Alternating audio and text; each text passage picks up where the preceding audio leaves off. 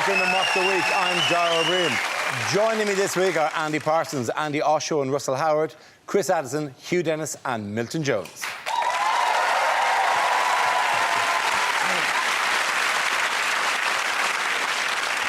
We start with our round called Headliners. Here's a picture of former Prime Minister Tony Blair and friends. But what does BMIS stand for?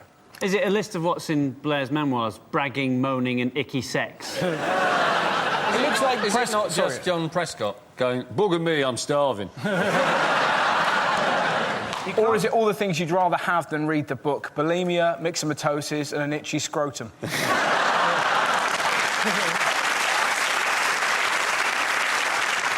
Are they all laughing because it's ballistic missiles improve Sunderland?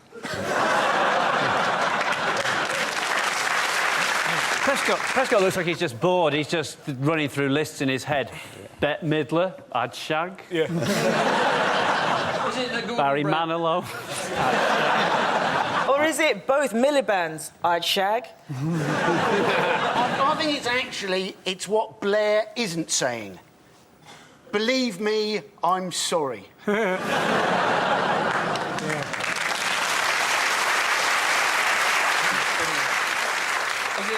Is it Blair, my influences, Satan? Or is it their nicknames, Brainy, Miserly and Insignificant Sausage Muncher?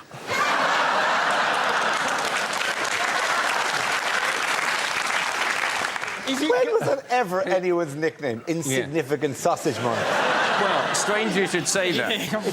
It's longer than anyone's name. Is it just simply Blair memoir is shit?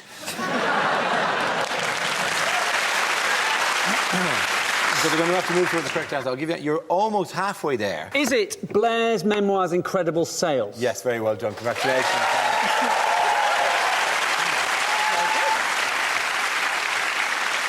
Yes, the answer I was looking for was Blair's memoirs' incredible sales. This is the story that ex-Prime Minister Tony Blair has finally published A Journey, his hotly anticipated account of his time in power. Waterstones claimed it to be their fastest-selling autobiography of all time, outstripping on its first day successful memoirs by celebrities such as David Beckham, Russell Brand and Dawn French. Who doesn't come out of this well? Brown. But I just don't understand why people are buying it. We've heard it all before. We've heard it 9 times yeah, exactly. before. Blair doesn't get on with Brown. What next? David Blunkett's crap at Wink Murder. We know... The titles are terrible as well, isn't it? A Journey. The title is terrible. A Journey is terrible. Yeah. They're just so pretentious. A Journey is pretentious. The Third Man by Mandelson, that's pretentious. What you want is John Prescott's Read This or I'll Punch You in the Face. Yeah.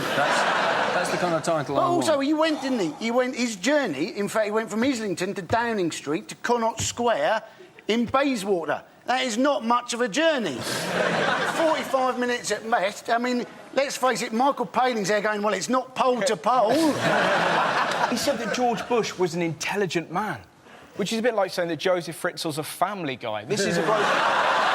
How has the book been compared to A Mills and Boon? Because you don't want to read it? Because there's some racy passages in it. Yeah, there's him describing him having sex with Cherie, which is... It is grim. Hey.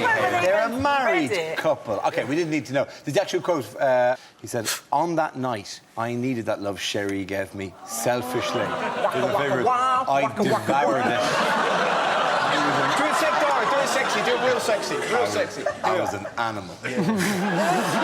Following my instinct. I can't do it. Your future in audiobooks is not assured. Yeah, no one's going to book me to do sexy audiobooks. How are you? Oh, the writing. Stop it, he was all over like a rash. When you heard that bit about what he was saying about, you know, devouring Cherie and stuff, it was hideous. It was like, imagine your parents dogging. It was wrong. You just didn't want to read it. What's amazing about this is just the way that journalists have reacted in this mock shock that he should... I mean, he didn't talk sexy like that when he was Prime Minister. No, he was Prime Minister. The Go Compare man doesn't sing the whole time. That's what I think. There's no time when he was going to say during Prime Minister's questions, and I would just like to say to my right honourable friend, Big Tony gonna sort you out, bow, chicka, bow, bow. But he's basically, he'd been accused of sexing up a dossier, and now he has sexed up a dossier, basically, hasn't he? You went after he's going, oh, I devoured Cherie, or whatever it was. You weren't sure what he was going to put next, I flopped out my weapon of mass destruction. And 45 minutes later, it launched. It turns out, too, that Cherie is actually her middle name, and her first name is Chim Chim Chim Chimney Chim Chim.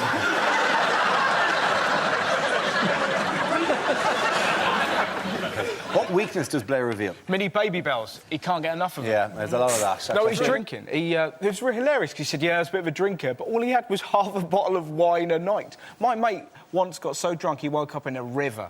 Half a bottle of Merlot's nothing. My mate thought he was a duck.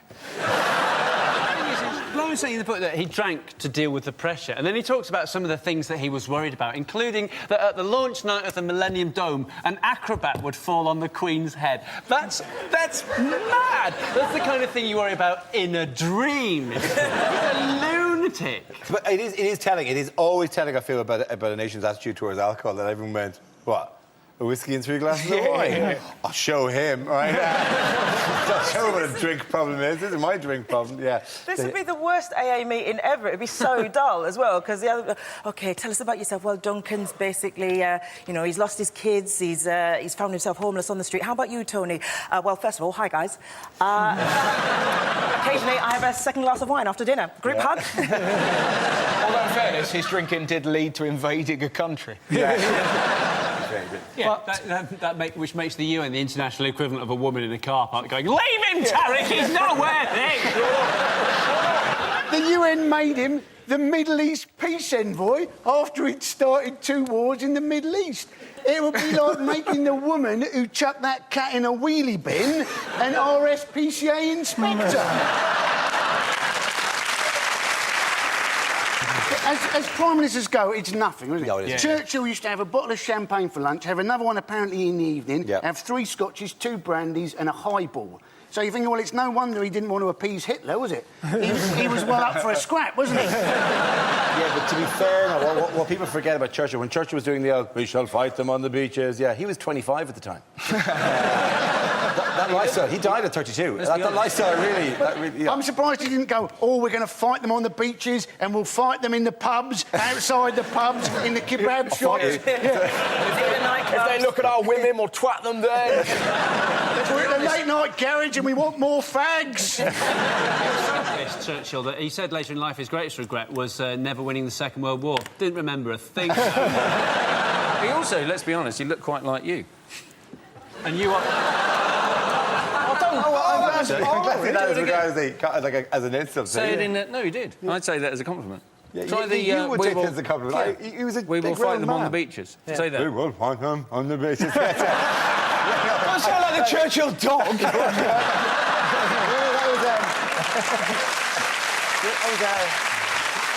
That was Tommy Cooper. We will fight them. So what do?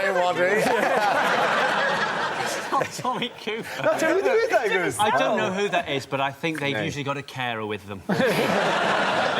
Yeah. Say this. Never in the field of human conflict. I'm not doing Churchill impersonations for you. Do it sexy. Do sexy Churchill. Sexy Churchill. I will fight you on the beach. Why has William Hague been in the news recently? He's come out and said he's not gay. And Cameron... Do I rethink the wording of that sentence exactly? Nope, not at all. That's all fine. William Hague this week said he wasn't gay, and Cameron hardly helped matters by saying the entire Tory party were behind him. There's probably a better way of putting that. I felt so sorry for all he was doing was sharing a room with his mate. It's not as if he was watching Pineapple Studios rubbing his nipples. It wasn't quite his mate, though, was it? It was a special advisor, and you're wondering how good was the special advisor? How good was the advice that he was giving him? Oh, you wear a baseball cap, you wear wraparound shades, and what's more, book a twin room and put me in it. But the thing is, guys, come on, let's not. We share a room when we're on tour, don't we? No. Yeah, we do. Don't lie. No, we don't. Me, Andy, Hugh in one bed, Dara's in the other. Let's be honest, though, we're topping and tailing. We are. But it is ridiculous, isn't it? I mean, come on. It is ludicrous. I mean, in fairness, I wouldn't sleep in the same room as any one of my mates because I'd wake up with no eyebrows and the word pedo on my face. So, it's very If Well, I that had would have known... been a great political story if he'd woken up with one eyebrow. Just him walking Peter. into PMQs with a Hitler moustache. I can explain this. I didn't even want to do this. Is the, it was embarrassing, that picture of him walking around with the sunglasses, although he has suppressed this picture, and we're very proud to show. This is... So what, even if they shared the same bed? I share a bed with a woman. Does that make me a lesbian? No. Admittedly, it might eventually make her one, but that is not the same. But this is the man who earns £400,000 a year. What on earth is he doing sharing a room? That just seems massively tight-fisted, doesn't it? Some of us get night terrors, all right? So what's funny about that? If there's a goblin under my bed... These rumours apparently followed him around since he was in university. Right. And he came on the national stage at 16, speaking at the Tory conference, the youngest ever person to address the Tory conference. And then later the rumours came up that he's got no, he doesn't have many female companions. He said, yeah, but he's like a political dork who went bald in his 20s. That does not scream fanny magnet. At the best of times. God love him. That's what he looks like as a teen. It's not his fault, Take it from a nerd who lost his hair early. Yeah, you're fighting a difficult game at the best of times, aren't you? I've been reading about Hague, and apparently he has to compete with Rotterdam as a port. OK,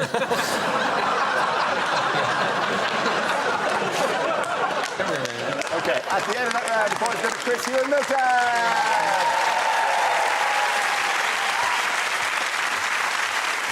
Now we play a round called Wayne Rooney's Threesome of Fun. This game involves Milton, Andy and Andy, so if you could make your way to the performance area, please. This round is a stand-up challenge. I launch the wheel of news, and wherever it chooses to stop, one of our performers must step forward and talk about that subject. The winner is whoever I think is the funniest. OK, here we go. The first subject is... politics. Who wants to come in on that? Andy. All right, so it's been a pretty amazing time for black people in politics. There's a lot of black women who are becoming movers and shakers in politics. We've got Una King going up for Labour candidacy for the mayoral election. We've got Diane Abbott. She's got her 33 nominations. She's going up for Labour leadership. Doesn't stand a chance. But good luck to you. And, of course, we've got Floella Benjamin is in the House of Lords. Now, I know what you're thinking. How the hell did she get in there? Like, through the round window? It's true. Now, I think we've shown that, obviously, we're up for change. We've shown we've got a sense of humour as well. That is the only way that Boris Johnson could have possibly got himself elected. But I had a lovely story about Boris Johnson, about him and his dad. Apparently, they look very similar. And his dad also likes riding a bike. And his dad was out one day riding his bike. And some random geezer just shouted at him, "Oi, Johnson, you wanker." And he went, "I think you mean my son." Which I thought was lovely. OK, let's spin the wheel again. The subject is security. You want to talk about that? Andy Parsons. That dog looks excited, doesn't he? Do you think some old lady's trapped a cat in the suitcase? They did describe, right, the Times Square bomber as amateurish. Now, the reason for this was apparently he used non-explosive fertiliser. He hadn't created a bomb, he basically created a garden in the back of his SUV. If he was a suicide bomber, if he pulled his jacket, a little bit of compost would have just trickled down his leg. Some people, they think that Osama bin Laden is in fact dead. I don't think he's dead. I think we'll know when Osama bin Laden's dead. It'll be when Al-Qaeda release all of his videos as a box set.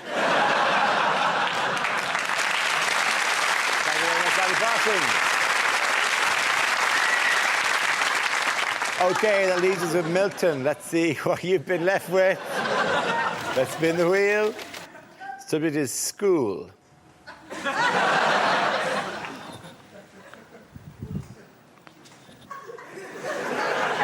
When I was 5 years old, my teacher asked me if I wanted to take the school guinea pig home. 7 months later, I arrived in the African Republic of Guinea.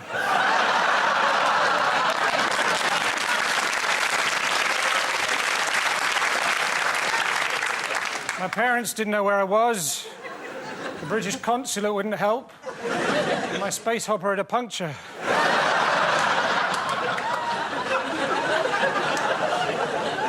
I was at school, I spent half my time afraid of things like fractions. Oh. Well, I say half my time.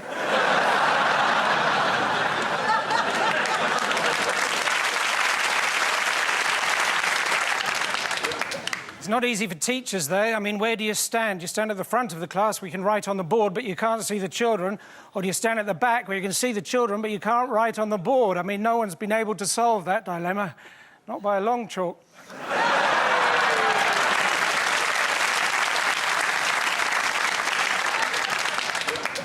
When I was young, I baked an apple tart. I took it to Leeds, Liverpool and Reading. All because my maths teacher said, make sure you take pi to 3 dismal places. Thank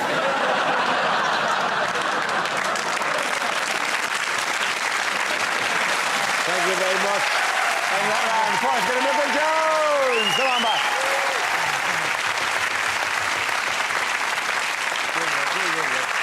Our next round is called If This Is the Answer, What is the Question? On the board are 6 categories. Andy, which category would you like?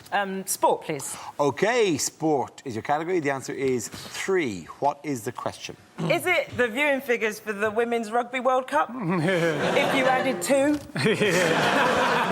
Is it the number of North Korean players who got home safely after the World Cup? Is it at what age is too young to be on Twitter? Just done a shit, LOL. Is it how many sugar babes now have diabetes? Is it how long does a game of I Spy take in seconds for a group of Chilean miners? Saturday J. Is it Javier again? It is Javier again. Is it how many steps to heaven have been replaced by a wheelchair ramp? How many people in Britain last year paid the right amount of tax? Is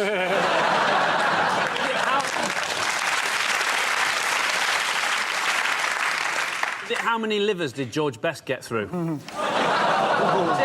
He liked liver. He liked it.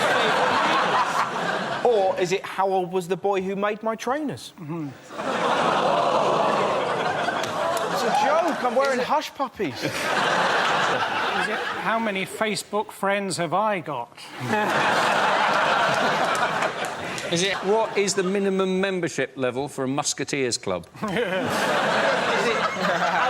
a lovely It really wouldn't work. All for one and you for me. Is it in fact, on a Dulux colour chart, how many oranges are there that are in fact slightly brighter than Christine Bleakley's face? Wow, the minute you leave the BBC, you're dead to us. That's the way that works. Dead to us, Christine. I want to do the correct answer. I know the correct answer. Is it allegedly the number of deliberate no balls the Pakistanis bowled in the last Test match? Yes, that's absolutely right. Well done, Andy Parson. The question I was looking for was how many no balls were allegedly delivered to order by Pakistan cricketers in a 150 grand betting scam uncovered by the News of the World. This is the news that Pakistan cricketers Salman Butt, Mohammad Asif and Mohammad Amir have been suspended by the International Cricket Council after the News of the World claimed to have uncovered an alleged betting scam set up by London-based fixer Mazhar Majid and said that he let the paper in on the match fixing scam in return for 150 grand. But it's a no ball, isn't it? It's effectively a foot fault. If you're betting on foot faults, you have got a gambling problem, haven't you? I mean, you think that people would spot that, wouldn't you? I mean, let's face it, if you went into William Hill, right, and you said, oh, I think Andy Murray is going to do a foot fault in the 4th point of the 3rd game of the 2nd set, wouldn't the person behind the counter go, that's a bit suspicious? Is it a bit specific? For this, we only do this as a score, mate. Thanks very much. I think it's absolutely astonishing that it's kind of sad in a way that there are people out there who are willing to bet on the fact that, you know, watch cricket for long enough to see if no balls have been bowled during a Test match. You can also bet on how many friends they've got and the last time they managed to talk to a girl. Yeah. It's the... But as if cricket isn't tedious dull, bet. As if cricket isn't dull enough anyway, you're looking for dull things within a dull sport. Yeah. They've done a no ball within the dullness. That's like That's like eating a vegan barbecue whilst listening to Dido. You can't get any dullness. There are greater allegations, aren't there? They're saying that there's a chance that they actually threw one of the matches against Australia last winter. And you're thinking, my goodness me, we have just lost them in the 3rd Test match. If it turns out that they were match fixing, we've just actually been trying to beat them and we lost to a team that quite possibly were trying to throw the match. How crap are we?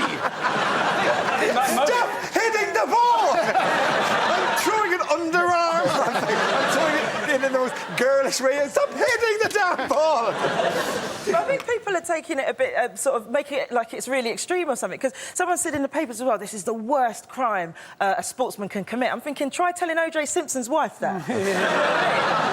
Well, it got me. There was a quote in one of the papers, I think it was the News of the World, said a thing about in this terrible time for Pakistan, which obviously it is the moment, in this terrible Pakistan, while their nation was struggling with a huge disaster, these 4 men were defiling the traditions at Lord's. And you're going, yeah, because that's really what the people of Pakistan are worried about at the moment. Yes, we have no possessions and our home's been washed away, but as long as the home of cricket remains bound with integrity, that's the most important thing to us here. It's absolutely extraordinary. They paid 150 grand for the story, though, when normally they just hack into the players' voicemails. Paying nothing for it at all. I tell you what's scary as well, going into a betting shop. I mean, I'm not an alpha male. You just walk in, you're like, hello, I'd like to bet on the National. And all the men look massive. They're made even bigger by the fact they're holding tiny pens. You see the little pen going, I wish I worked in Argos. Yeah, that one day the Grand National, you do feel like, I'd like to bet on a horse, please. Which one has the prettiest name? Do you want to do it each way? Can I come back? Why was Wayne Rooney in trouble this week? Wayne Rooney allegedly, Dara, had sex with a prostitute. Yes, allegedly, I cannot wait for the songs that will come from the crowd straight away, because that's exactly what it'll be. Wayne Rooney shagged a whore, and we all thought he couldn't score.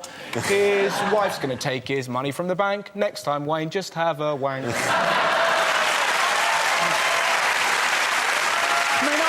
think that's great, but I think it's quite long for your average football supporter. She also said that, didn't she? She said she wouldn't have sex with him in his own house out of respect for Colleen. Yeah. And that's what I like, a woman with standards, ladies and gentlemen. He allegedly paid £1,000 for sex. £1,000. There's girls in Norwich who'll do it for chips. That is just a complete waste. But it speaks volumes about how ugly Rooney is. He's a multi-millionaire footballer. He still has to pay for sex. But even, please touch me penis. It's going to cost you, Shrek. You know? It's brutal. I think the real problem now is that there's going to be people in Norwich watching this going, oh, I'm just going to go out to the fish and chip shop. 6 packs of chips, please. I'll tell you how middle class I am. When I saw the headline on News of the World, cheating Rue beds hooker, I thought Kanga's going to be furious. As well is he's got, because it was listing like all his earnings and what might be compromised because of what's happened, and he's got a £5 million book deal. Like, who wants a book by Wayne Rooney? No, do you know what I mean? What does it say? Do you know he's written 2 already? And they have sold. But I know, I can't get... Like, what does it say in there? Like, scored a goal, banged a prosy. Chapter 2. Scored a goal, banged a prosy. Chapter 3. Swallowed a Lego.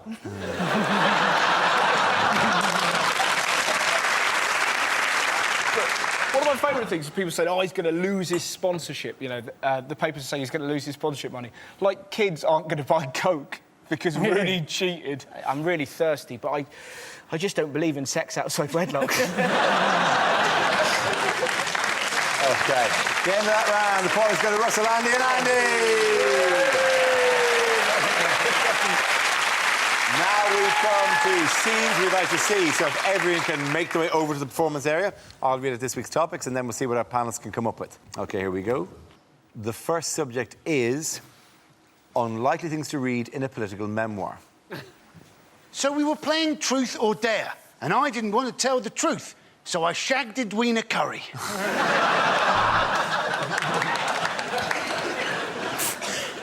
Big Ben struck 12 and stopped. Thank God. My buttocks were on fire.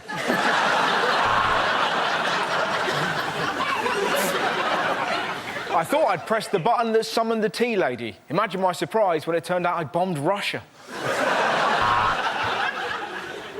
I think the greatest thing about meeting the Queen was listening to him singing Candle in the Wind. Yeah. Say what you like about Robert Mugabe, but that moustache makes all the difference to foreplay. I suspected that John Prescott was having an affair when the 4 legs of his desk came through the ceiling above me. I was actually at college with Saddam Hussein. We were at Sussex together doing chemistry and combined inhumanities. At the start, there were 3 women in the cabinet, 5 in the cellar and 2 under the patio. Deciding to go to war was one of the tensest games of eeny, meeny, miny, mo I have ever played. We'd sometimes break up boring cabinet meetings by convincing David Blunkett he was black.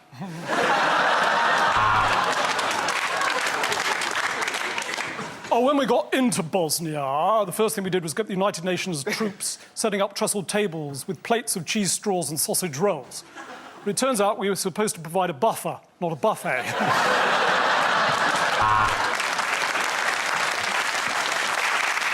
John Prescott, a book by me. Take that, you bastard, he said. No one fucks with Mahatma Gandhi. The next topic is things you wouldn't hear in a medical documentary. I know you're a teenage mother, but nobody will patronise you here. Come through to the slag ward. Next, he was put in a CAT scanner. Unfortunately, the cat was still in it.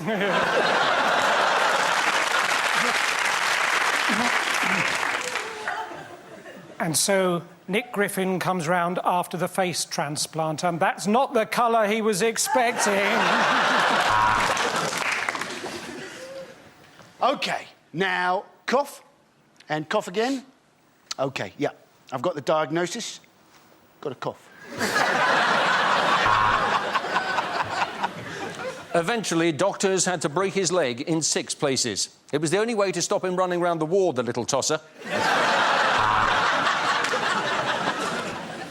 34% of people in this country have irritable bowel... Oh, sorry. What this attractive patient doesn't realise is Dr. Singh was struck off years ago. Brian is 75 stone. He hasn't left the house for 3 years. What a fat bastard. After months of tests, doctors finally discovered what had caused his blindness. He'd been masturbating too much.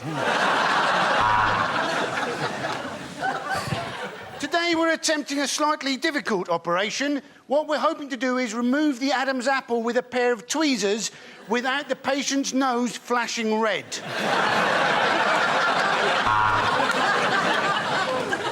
Tara removes her top to reveal a hideous skin infection. Look away now if you're eating Rice Krispies.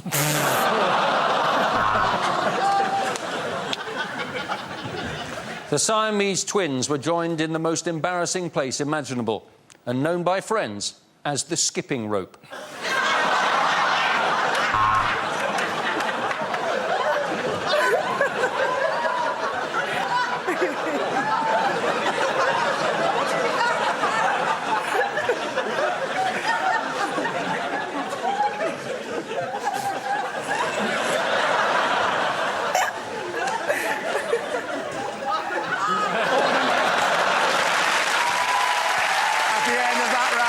Points go to Russell, Andy and Andy.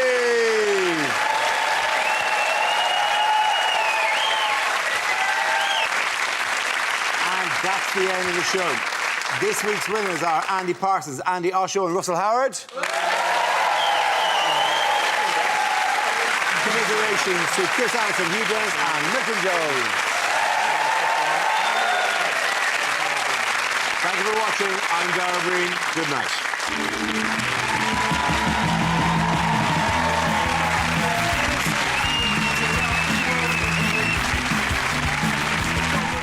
Coming up after Newsnight, blistering medical comedy Nurse Jackie at 11:20 here on BBC Two. And right now, the laughs are rolling with BBC Three, and the King is dead.